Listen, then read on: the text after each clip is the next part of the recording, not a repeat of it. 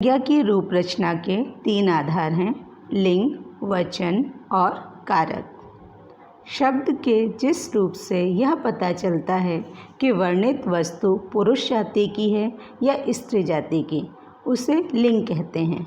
हिंदी में लिंग 2 प्रकार के होते हैं, पुल्लिंग, स्त्रीलिंग, जबकि संस्कृत में लिंग 3 प्रकार के होते हैं, पुल्लिंग, स्त्रीलिंग एवं नपुंसकलिंग। लिंग के निर्धारण के संबंध में महत्वपूर्ण तथ्य इस प्रकार हैं, जैसे राम, क्रोध, श्याम, ये तीनों शब्द क्या हैं? पुल्लिंग। इनके लास्ट में कौन सी ध्वनि आ रही है? अ, तो इनको बोलते हैं अकारांत शब्द।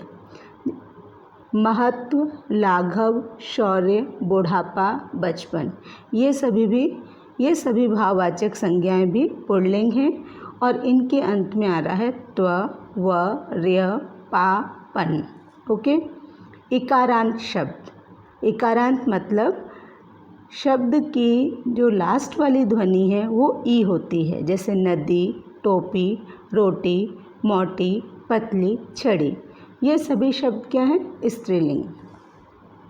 भलाई, डिबिया, मिलावट, घबराहट, सुंदरता, इन सभी में आई, इया, आवट, आहट प्रत्यय लगे हुए हैं और ये सभी शब्द क्या हैं? स्त्रीलिंग। पुल्लिंग संज्ञा के साथ पुल्लिंग विशेषण और स्त्रीलिंग संज्ञा के साथ में स्त्रीलिंग विशेषण प्रयुक्त होता है, जैसे अच्छा लड़का, अच्छी लड़की।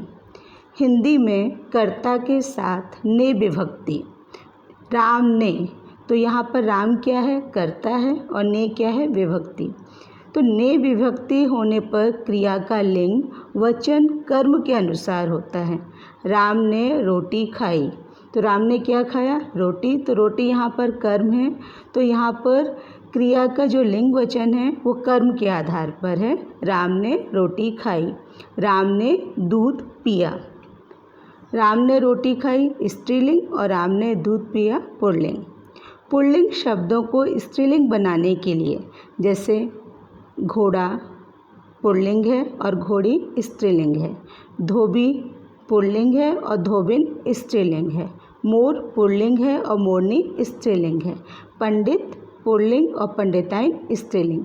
इन सभी शब्दों में हमने स्त्रीलिंग बनाने के लिए ई, इनी, इन, नी, आनी, आइन प्रत्ययों का प्रयोग किया है।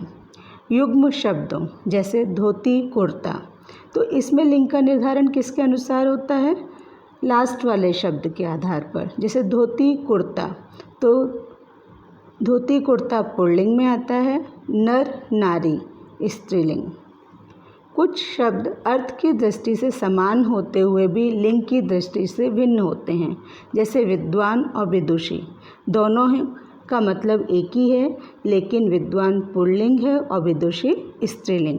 महान और महती सेम मीनिंग रखते हैं, लेकिन महान पुल्लिंग है और महती स्त्रीलिंग। वीर पुल्लिंग, वीरांगना स्त्रीलिंग। सम्राट पुल्लिंग और साम्राज्ञी स्त्रीलिंग।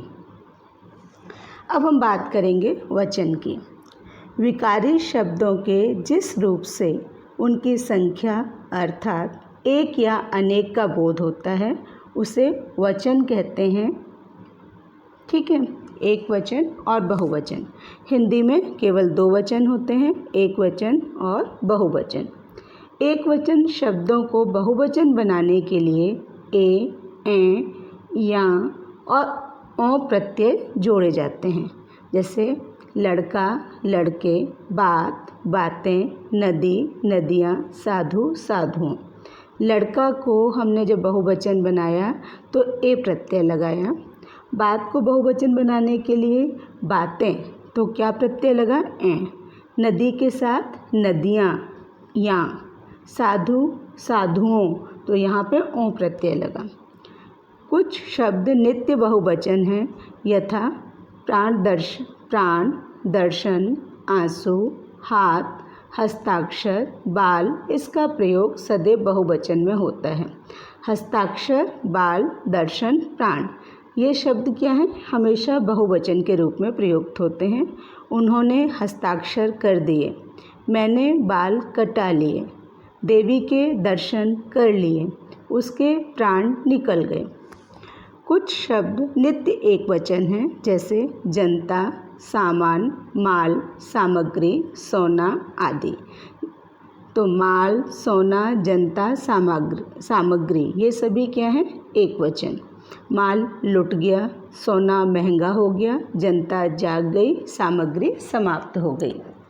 एक का बहुवचन अनेक है, अनेकों नहीं होगा, है ना।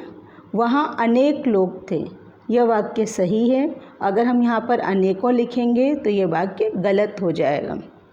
आदर्श सूचक शब्दों के साथ सदैव बहुवचन का प्रयोग होता है, जैसे पिताजी आ रहे हैं, तुलसी श्रेष्ठ कवि थे। तो आदर सूचक शब्द जो हैं उनके साथ में हमेशा बहुवचन का प्रयोग होता है। अब हम बात करेंगे कारक। संज्ञा या सर्वनाम का वाक्य के अन्य पदों के साथ जो संबंध होता है उसे कारक कहते हैं। हिंदी में 8 कारक होते हैं, जैसे कारक और विभक्तियाँ। ठीक है, कर्ता कारक है और इसकी विभक्ति क्या है? ने। कर्ता ने कर्म को कर्ण से संप्रदान को के लिए। अपादान से संबंध का, की, के, रा, री, रे। अधिकरण, अधिकरण की विभक्ति है मैं पर। संबोधन की विभक्ति है अजी, अरे। संज्ञा के साथ प्रयुक्त होने वाली विभक्ति विश्लिष्ट कहलाती है, अर्थात इस प्रकार की विभक्तियां संज्ञा शब्दों से अलग प्रयुक्त होती हैं, जैसे राम ने, श्याम की, छत पर, कमरे में आदि। सर्वनाम के साथ प्रयुक्त होने वाली विभक्ति संश्लिष्ट होती हैं, अर्थात वह सर्वनाम शब्द के साथ मिली हुई होती हैं, जैसे उसका। एक साथ लिखेंगे हम उसका। तुम्हें, तुम्हारा, हमारे, मेरा, मुझको, मैंने, किसको, किसका इत्यादि। लेकिन जब हम संज्ञा के साथ में लिखते हैं तो राम ने, तो राम अलग लिखा जाता है, ने अलग शब्द में आता है। श्याम की। विभक्तियों का स्वतंत्र अस्तित्व है, इनका अर्थ नहीं होता। इनका मुख्य प्रयोजन शब्दों के परस्पर संबंध का बोध कराना होता है। तो विभक्तियों से हम शब्दों के बीच में जो संबंध है उसका बोध होता है। संज्ञा या सर्वनाम के जिस रूप से क्रिया से उसका संबंध सूचित हो उसे कारक कहते हैं। तो आज हमने संज्ञा की रूप रचना के 3 आधार लिंग, वचन और कारक पर चर्चा की। धन्यवाद।